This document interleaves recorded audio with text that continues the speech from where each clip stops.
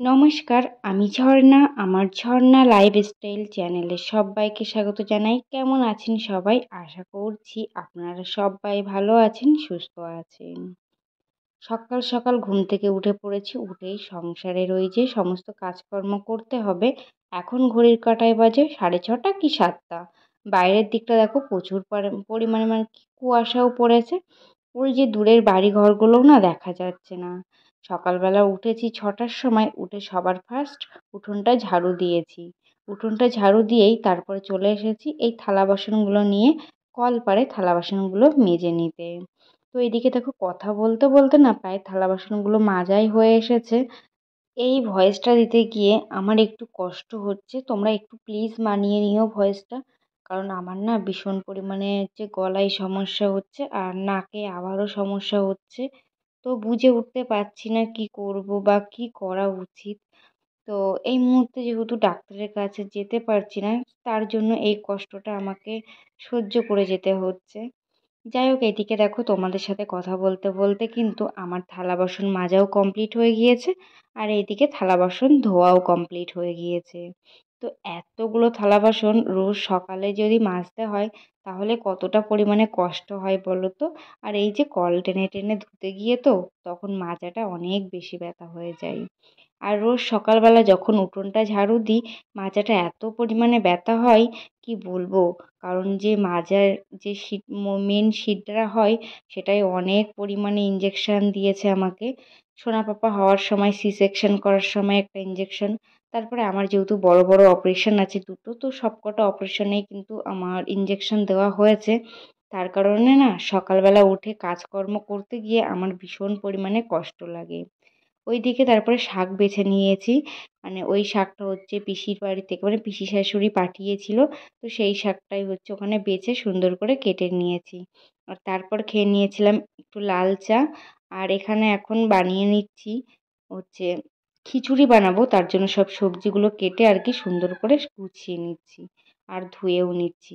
আর আজকে খিচুড়ির ভিতরে দেব এখানে হচ্ছে বরবটি আছে, কুমড়ো আছে, ফুলকপি আর বাঁধাকপি। সমস্ত কিছু দিয়ে যদি খিচুড়িটা রান্না হয় না তখন কিন্তু খিচুড়ির টেস্টটা অনেক বেশি হয়ে যায়। মানে চাল ডাল, চালের থেকে ডাল বেশি এবং সবজি বেশি দিয়ে খিচুড়ি রান্না করলে না অনেক বেশি টেস্টি হয়। দেখো এখানে হচ্ছে আমি 1 বাটি হচ্ছে চাল দিয়েছি আর এই 1 বাটির থেকে একটু কম ডাল দিয়েছি। তো খিচুড়িটা খেতেও না অনেক বেশি টেস্টি হয়েছিল, বাড়ির তো সবাই ভীষণ পছন্দ করেছিল। আর আমি কিন্তু খিচুড়িটা রান্না করেছিলাম তখন কোনো মশলা এত অ্যাড করিনি, কারণ মা অসুস্থ, মাকেও তো এই খিচুড়িটা দিতে হবে। আর সোনা পাপা যেহেতু ছোট তার জন্য ওকেও খুব বেশি মশলা আমি দিয়ে খাওয়াই না খাবার। খুব কম মশলায় লবণ হলুদ তেল দিয়েই খিচুড়িটা রান্না করেছিলাম। এখানে সবার ফার্স্টে ওই যে প্রেশার কুকারের ভিতরে ডাল আর চালটা দিয়ে আর ডিমটা দিয়ে একটু সিটি মেরে সিদ্ধ করে নিচ্ছি। তারপরে এই যে কড়াইতে সমস্ত সবজি জিরে এবং আদা দিয়ে কষিয়ে নিয়েছিলাম। নিয়ে তারপরে এই যে এখানে চাল আর ডাল যে সেটা সিদ্ধ করে নিয়েছিলাম সেটা দিয়ে একটু হালকা করে রান্না করে নিচ্ছি। তো খিচুড়িটা অনেকটা বেশি টেস্টি হয়েছিল, সবাই মিলে খেয়েছিলাম। আর আমার বাড়িতে যখন না কিছু রান্না হয় তখন না মানে বেশ ভালো লাগে, সবাই মিলে একসাথে অল্প অল্প করে এক জায়গায় বসে খেয়ে থাকি। আর এইদিকে দেখো আজকে আমি আমার নিজের লাগানো মানে ধনে গাছ তুলে এনেছি, সেটা আজকে হচ্ছে দুপুরবেলা রান্না হবে। এই ধনে গাছটা হচ্ছে আর কি ছাদের ওপরে যে নাদা আছে তো সেই নাদাই হচ্ছে লাগিয়েছিলাম, তোমরা সবাই দেখেছো। তো সেইখান থেকে তুলে এনেছি, আজকে দুপুরবেলা ধনে পাতা বাটা খাবো তার জন্য। মানে এই ধনে পাতাটা কাঁচা বেটে কাঁচা পেঁয়াজ এবং কাঁচা লঙ্কা এবং কাঁচা সর্ষের তেল দিয়ে খেলে অনেক বেশি টেস্টি লাগে। তোমরা একবার বানিয়ে দেখবে যারা খাওনি, তো দেখবে খুবই টেস্টি। আর এইদিকে খিচুড়িটাও পুরো রেডি হয়ে গিয়েছে, এখন থালায় বেড়ে নিচ্ছি আমার জন্য, মায়ের জন্য, হাজবেন্ডের জন্য, শাশুড়ি মায়ের জন্য, সোনা পাপার জন্য। তো সবার জন্যই খিচুড়িটা বেড়ে নিচ্ছি। আর এখন বাড়ছি আমার আর সোনা পাপার জন্য, কারণ হাজবেন্ড এখনো ঘুম থেকে উঠিনি। আর মা হচ্ছে এখন সবে মাত্র ওষুধ খেলো, ওষুধ খেয়ে আধা ঘন্টা পরে তারপরে খাবার খাবে। প্রিয় সকল বন্ধুরা, তোমরা এখনো পর্যন্ত যারা আমার এই ছোট্ট ভিডিওটি দেখেছো তারা প্লিজ একটা লাইক আর কমেন্ট করে দিয়ে যেও যদি তোমাদের ভিডিওটা ভালো লেগে থাকে কোথাও। আর এইদিকে দেখো আমি সকালবেলা যেটা খাবো আর কি, এই যে আমার ড্রাই ফ্রুটস আর এখানে খিচুড়ি ডিম সব একসাথে নিয়ে বসে পড়েছি খাবো তার জন্য। আর খিচুড়িগুলো খেয়ে তারপর বেরিয়ে পড়েছিলাম এই যে আইবুড়ো করতে। এটা হলো কাকার টোটো, মানে আমার কাকা শ্বশুরের টোটোয় আমি ননদ আর হচ্ছে কাকা শ্বশুর, তো সবাই মিলে বেরিয়েছিলাম। গিয়ে তেঁতুলিয়ায় গিয়েছিলাম, গিয়ে সেখান থেকে ওষুধ নিয়েছি সোনা পাপার জন্য, তারপরে মায়ের জন্য ওষুধ নিয়েছি। আর নেওয়ার পরে আইব্রো করে তারপরে বাড়িতে ফিরছি আর কি। তো রাস্তায় মানে এই টোটো করে আসতে গিয়ে যে এত বড় বিপদ হয়েছিল, মানে তোমাদেরকে বলে বোঝাতে পারবো না। রাস্তার প্রায় হাফ বরাবরই এসে টোটোটা পুরো চার্জ শেষ। তো সেখান থেকে চার্জ দিয়ে তারপরে আসতে হয়েছিল বাড়িতে।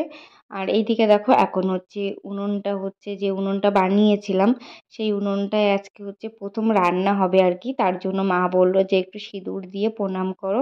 তো এখানে উনুনটা প্রথম তো আজকে ধরাবো, তার জন্য সিঁদুর দিয়ে প্রণাম করে নিচ্ছি। আর উনুনটা এতটা সুন্দর হয়েছে, মানে এতটা ভালো পছন্দ হয়েছে কি বলবো তোমাদেরকে। আর উনুনটা সত্যি বলতে খুবই সুন্দর হয়েছে, আর দেখতেও কিন্তু খুব সুন্দর লাগছে। আর এটা কিন্তু পুরোটা একটা গামলার ভিতরে তোলা। আর এখন শীতকালে কিন্তু রোদে বসে, মানে যেখানে রোদ পড়বে এই গামলাটা ধরে নিয়ে সেখানে বসেই রান্না করলে বেশ ভালো লাগে।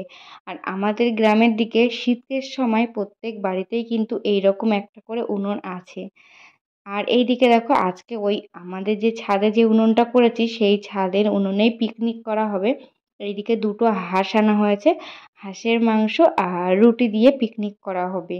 তো এখানে হচ্ছে আমি আর হাজব্যান্ড হাঁসটা ছাড়িয়ে নিচ্ছি, মানে পরিষ্কার করে নিচ্ছি। আর এইদিকে একটা কাকা শ্বশুর আছে আমার, তিনি হচ্ছে এখানে আটাটা মেখে নিচ্ছে, মানে রুটি হবে তার জন্য। আর ওইদিকে ওটা বসে আছে ঠাকুমা, আর এইদিকে বসে আছে এই যে এটা মা। আর এই সাইডে বসে আছে আমার কাকা শ্বশুর। আর এই যে সোনা পাপা এখানে বসে বসে ফোন দেখছে। আর ক্যামেরা করছে হচ্ছে আমার ননদ। তো সবাই মিলে খুব আনন্দ করেছি, মানে একটা ফ্যামিলি পিকনিক বলতে পারো, বাড়ির সবাই মিলে এই পিকনিকটা করেছি, তো খুব মজা হয়েছিল। তো শীতের দিনে না এইভাবে পিকনিক করতে তো ভীষণ ভালো লাগে। আর এই দেখো মাথায় হচ্ছে নের পড়বে, তার জন্য ওপর থেকে একটা বিছানা চাদর এবং একটা মাদুর দেওয়া হয়েছিল যেন মাথায় নেটটা না পড়ে সেই কারণে। তো এইভাবে না ছোটবেলায় অনেক পিকনিক করতাম মাঠের মাঝখানে কাপড় টানিয়ে বা ত্রিপল টানিয়ে, যেটাকে চট বা জরি পেপার যেটা বলে থাকো, সেগুলো টানিয়েও না মাঠের ভিতরে, মানে প্রচুর পিকনিক করেছি বিয়ের আগে ছোটবেলায়। তো সেসব স্মৃতি তো এখন ফিরে পাবো না। আর এইদিকে দেখো রুটিও বানিয়ে নিচ্ছি, মানে ওই যে রুটি বানিয়ে টিফিন কৌটোর ভিতরে রেখে দিচ্ছি। আর এইদিকে বরমশাই করছে হচ্ছে মাংসটা পরিষ্কার। তো ননদ যে এই ভিডিওগুলো কখন করেছিল আমি কিন্তু কিচ্ছু জানি না। থ্যাংক ইউ সো মাচ এই ভিডিওগুলো করে দেওয়ার জন্য। না হলে আজকের এই দিনগুলোই না মিস করতাম, কারণ আমি অনেকটাই কাজের ভিতরে ব্যস্ত ছিলাম। ওইদিকে রুটি বানাচ্ছিলাম, আরও অনেক কিছুই কাজ থাকে। আর আমার বাড়িতেই যেহেতু পিকনিকটা হচ্ছে, কাজের দায়িত্বটা কিন্তু আমার অনেকটাই বেশি থাকে সবার তুলনায়। তো যাই হোক শীতের দিনে আর এখন ডিসেম্বর মাস পড়তে পারিনি, মানে সবে পড়েছে ডিসেম্বর মাস, তার আগেই কিন্তু মানে মধ্যেই আমরা পিকনিক করতে শুরু করে দিয়েছি। মানে আমরা এতটা পাগল পিকনিকে কি বলবো, যখন তখন যেখানে সেখানে পিকনিক করে দিতে পারি। মানে এমন একটা অবস্থা, বিয়ের আগেও না খুব পিকনিক করেছি।